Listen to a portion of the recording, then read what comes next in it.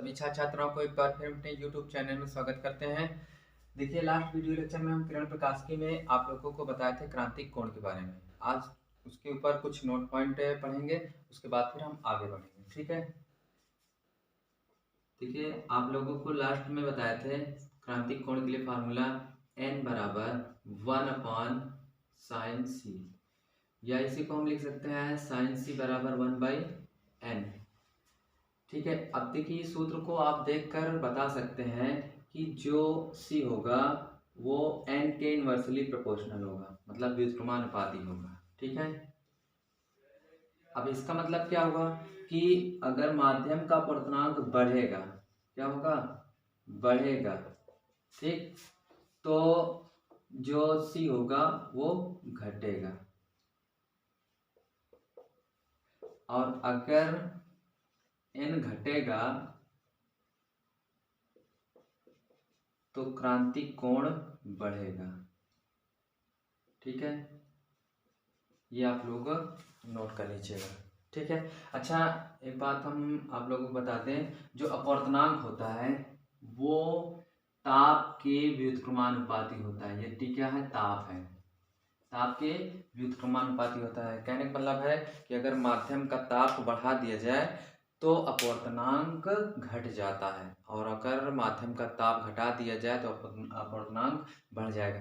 ऐसे समझो, अगर ताप बढ़ाएंगे तो उसमें माध्यम के कण जो होंगे वो ऊर्जा पा जाएंगे, वो इधर उधर गति करने लगेंगे, जिससे माध्यम विरल हो जाएगा। और माध्यम अगर विरल होगा तो अपवर्तनांक कम होगा, ये आप जानते हैं। ठीक है, और अगर माध्यम सघन होता है तो अपवर्तनांक ज़्यादा होता है। ठीक, तो इस प्रकार n जो होगा 1 प्रोपोर्शनल टू 1/t होगा। ठीक है, इसका मतलब क्या होगा कि ताप बढ़ाओगे तो अपवर्तनांक घट जाएगा, और ताप घटाओगे तो अपवर्तनांक बढ़ जाएगा। ठीक है, अब यहाँ से इसको देख करके यहाँ पे ये भी तो हम कह सकते हैं कि जो n होगा वो डायरेक्टली 1/c होगा, है ना। तो इसको देखकर आप ये बता सकते हो, यहाँ पे समझो n जो ताप की व्युत्क्रमानुपाती है, यहाँ पे n c की व्युत्क्रमानुपाती है, तो हम कह सकते हैं, ठीक है, we can say c proportional to t। ठीक है, कहने का मतलब है क्रांतिक कोण वो ताप के अनुक्रमानुपाती होता है। एक ये नोट पॉइंट हुआ। इसका मतलब क्या हुआ कि आप माध्यम का ताप बढ़ाओगे तो क्रांतिक कोण बढ़ जाएगा, और माध्यम का ताप घटाओगे तो क्रांतिक कोण घट जाएगा। ठीक है, लिख लीजिएगा, T घटाने पर C घटेगा, क्या होगा, घटेगा, और T बढ़ाने पर C बढ़ेगा,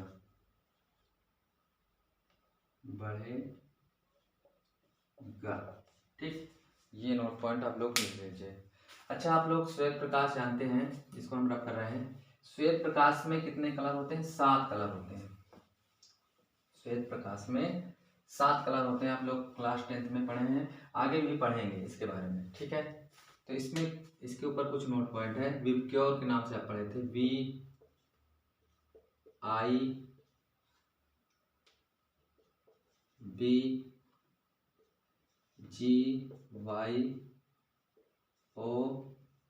ये। अब देखिए, जब हम ऊपर से नीचे की ओर आते हैं तो इनकी जो तरंग दैर्ध्य बढ़ती है। क्या होती है, बढ़ती है। कौन, लेमडा, यहाँ लिख देते हैं, लेमडा बढ़ती है। ठीक है, और आप जानते हो कि सूत्र होता है V बराबर F लेमडा। यहाँ से आप कह सकते हो V प्रोपोर्शनल टू लेमडा। ठीक है, मतलब कि लेमडा बढ़ेगा तो चाल भी क्या होगी, बढ़ेगी। ठीक है, तो चाल भी ऊपर से नीचे आने पर चाल क्या होती है, चाल V जो है बढ़ती किसकी, प्रकाश की। ठीक है, यहाँ पे Ca लिख देते हैं। ठीक, बढ़ती है। ओके, अच्छा और समझो, n बराबर c बाई लेमडा।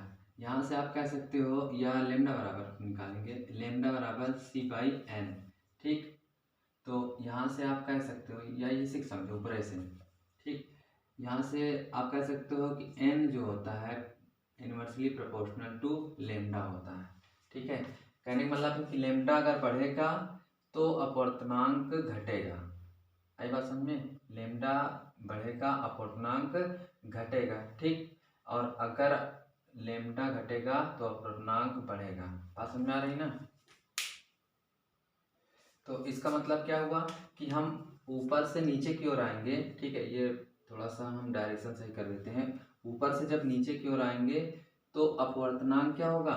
घटेगा। अपवर्तनांक क्या होगा? घटेगा, क्योंकि तरंग दैर्घ्य बढ़ रहा है। ठीक, अपवर्तनांक n घटेगा।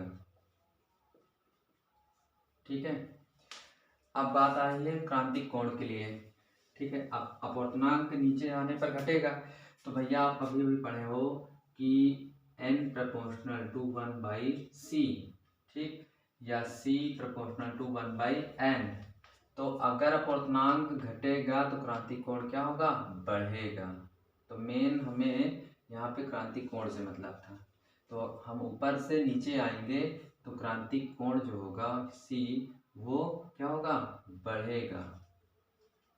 ठीक है, ये आप लोग लिख लीजिएगा नोट पॉइंट करके। ठीक, आई होप सारी बातें आप लोगों को क्लियर हो गई होगी। ठीक है, चलिए अब इसको हम रब कर दे रहे हैं। अब अगली चीज समझते हैं।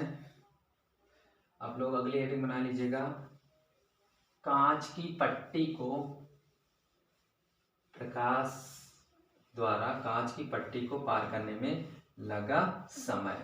ठीक है, यानी किसी भी कांच की पट्टी को प्रकाश कितने समय में पार कर लेगा। ठीक है, इस पर कुछ खास नहीं, न्यूमेरिकल आते हैं। ठीक, चलिए देखते हैं। प्रकाश को कांच की पट्टी को पार करने में लगा समय। पार करने में लगा समय। ठीक है, मान लीजिएगा ये कोई कांच है, कांच की पट्टी है जिसका अपवर्तनांक n है। क्या है? n है, और इसकी लंबाई मान लीजिएगा l है। ये l लंबाई कांच की पट्टी है। ठीक है, अब यहाँ पे कांच हो, माध्यम में कुछ भी हो सकता है, हम एक कांच के लिए समझा रहे हैं आप लोगों को। ठीक, अब देखिए ये बाहर कोई प्रकाश की किरण आई, बाहर तो वही निर्वात की चाल होगी और इससे बाहर निकलेगी तो भी सी ही होगी। ठीक है, निर्वात में प्रकाश की चाल। अब जैसे ही अंदर जाएगी तो कांच में प्रकाश की चाल क्या हो जाएगी? आप जानते हो, पढ़े होंगे फार्मूला, n बराबर क्या था? एक मिनट, c बाई बी था। n बराबर c बाई बी था। ठीक, तो यहाँ से अगर हम इसका चाल निकालें कांच में तो v बराबर क्या हो जाएगा? c बाई n हो जाएगा। भाई निर्वात में प्रकाश की चाल बटे उसका अपवर्तनांक, तो कांच के अंदर जो प्रकाश की चाल होगी वो c बाई n होगी। तो यहाँ पे लिख दीजिएगा कांच में प्रकाश की चाल, कांच में प्रकाश की चाल। ठीक है, तो क्या हो जाएगा? v बराबर c बाई n। ठीक, अब समय इतना लग रहा है, मान लीजिएगा इसको पार करने में लगा समय t है। ठीक है, कांच को प्रकाश द्वारा कांच को पार करने में लगा समय, प्रकाश द्वारा कांच की पट्टी को कांच की पट्टी को पार करने में लगा समय। अब समय बराबर क्या होता है, आप जानते हो, दूरी बटे चाल होता है, ये सभी लोग जानते हैं। ठीक, तो इसको हम रब कर रहे हैं। ठीक है, इधर समझते हैं। देखिए, समय को हमने टी माना है, टी समय में पार कर ले तो टी बराबर, ये दूरी कितने की है भाई, लंबाई है उसकी एल, और चाल मतलब कांच में चाल क्या, सी बाई एन है। अब एन ऊपर पहुंच जाएगा तो टी बराबर क्या हो जाएगा, एन एल बाई सी। ठीक है, ये होता है किसी भी माध्यम को पार करने में लगा समय, प्रकाश को। अब यहाँ पे हम कांच लेके समझाएं आप लोगों को, माध्यम कोई भी हो सकता है। ठीक, ध्यान रखिएगा। चलिए, इसको आप लोग नोट कर लीजिए। अच्छा, मान लीजिए दो पट्टी हो। ठीक है, इसको रफ कर रहे हैं, दो पट्टियों के लिए समझाते हैं। जैसे मान लीजिए दो पट्टी हो। ठीक है, एक ये पट्टी है जिसकी लंबाई L1 है, और एक ये पट्टी है जिसकी लंबाई L2 है।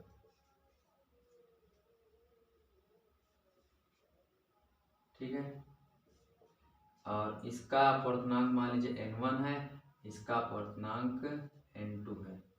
ठीक, और इसमें लगा समय मान लीजिए T1 है, इसमें लगा समय मान लीजिए T2 है। ठीक है, चलिए देखते हैं दो पट्टी के लिए। तो पहले के लिए क्या हो जाएगा, T1, पहले के लिए T1 तो वो हो जाएगा N1 L1/C। ठीक है, और दूसरे के लिए T2 N2 L2/C हो जाएगा। ठीक है, N2 L2/C हो जाएगा। ठीक है, और इसका अगर हम डिवाइड करा दें, क्या करा दें, डिवाइड करा दें, इसको मान लीजिए समीकरण 1, इसको मान लीजिए समीकरण नंबर 2। तो दोनों समय में हम रिलेशन निकालना चाहते हैं, T1/T2 हो जाएगा बराबर N1 L1/C बटे N2 L2/C, C से C कट जाएगा। ठीक है, तो देखिए बचेगा क्या, बचेगा हमारे पास T1/T2 बराबर N1 L2/N2 L1।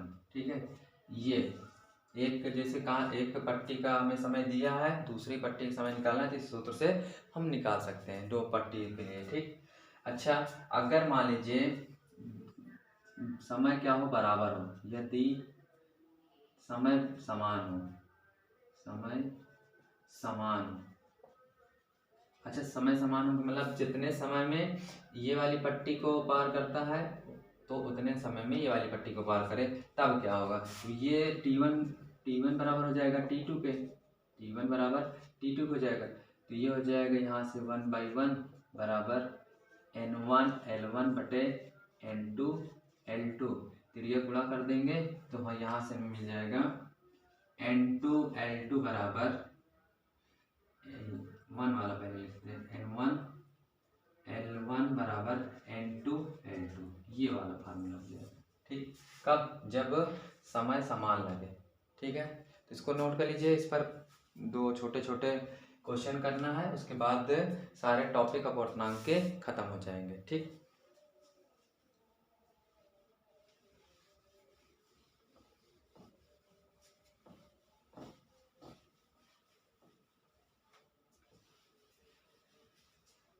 देखिए क्वेश्चन है 1.5, क्वेश्चन ये है 1.5 अपवर्तनांक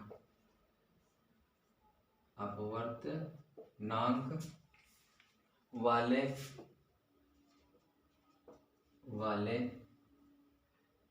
20 सेंटीमीटर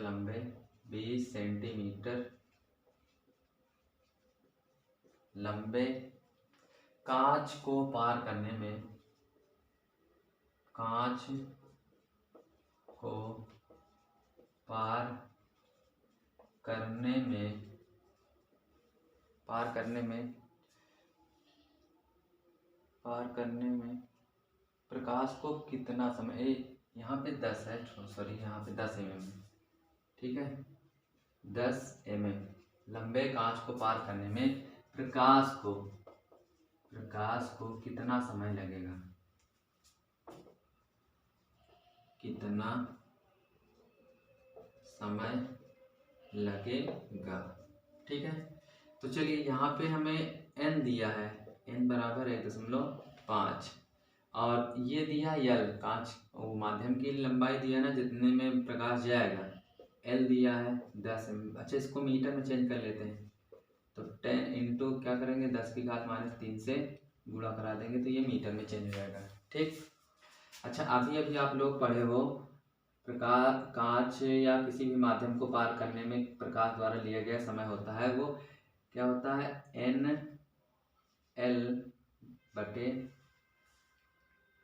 बटे में C। ये अभी आप लोग फार्मूला पढ़े हैं, ठीक।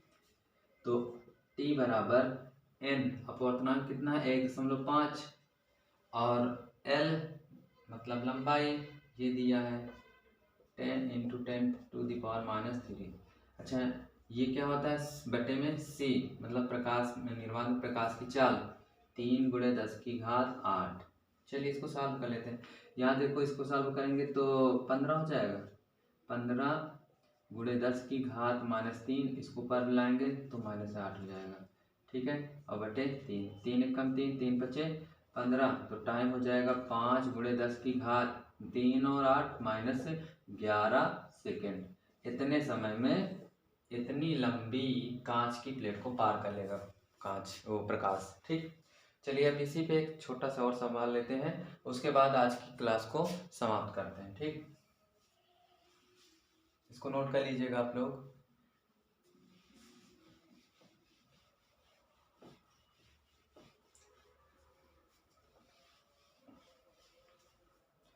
चलिए अगला क्वेश्चन ये है कि 1.5 अपवर्तनांक वाले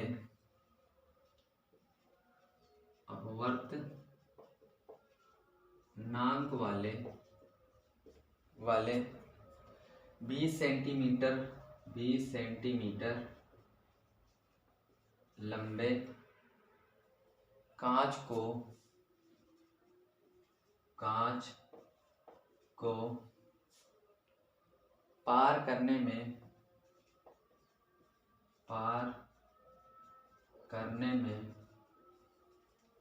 उतना ही समय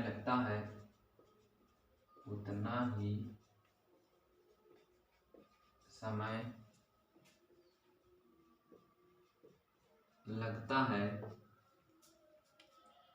लगता है जितना 20 सेंटीमीटर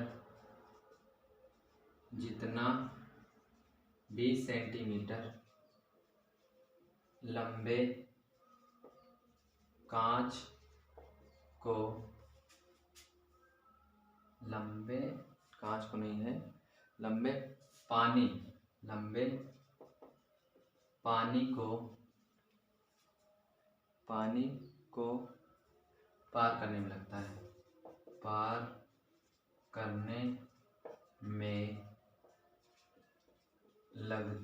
है, ठीक है, लगता है। तो कांच का अपवर्तनांक ज्ञात कीजिए, कांच का अपवर्तनांक ज्ञात कीजिए, ये छोटा सा सवाल है, ठीक है। अब देखिए यहाँ पे समय बराबर है, समय क्या बराबर है, अब अभी आप लोगों को समय बराबर, पहले इसको लिख लेते हैं। ये पहले अपवर्तनांक मान लीजिए n1 दिया है 1.5, ठीक है, और ये L1 हो जाएगा, L1 20। अच्छा इसको मीटर में चेंज करिए या ना करिए फर्क नहीं पड़ेगा अभी, क्योंकि बराबर है, ठीक। और L2 दिया है आपको, L2 कितना दिया है 20 सेंटीमीटर। तो आपसे N2 पूछ रहा है, क्या पूछ रहा है N2।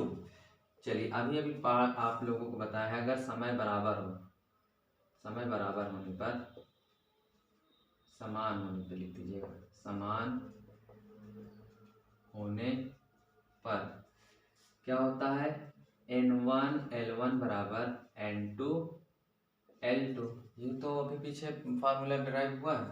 N1 कितना है 1.5 इंटू L1, L1 है 20 इंटू N2 निकालना है, L2 20 है। इसको काट देंगे। अब हमें यहाँ से क्या मिल जाएगा, N2 बराबर कितना मिल जाएगा 1.5।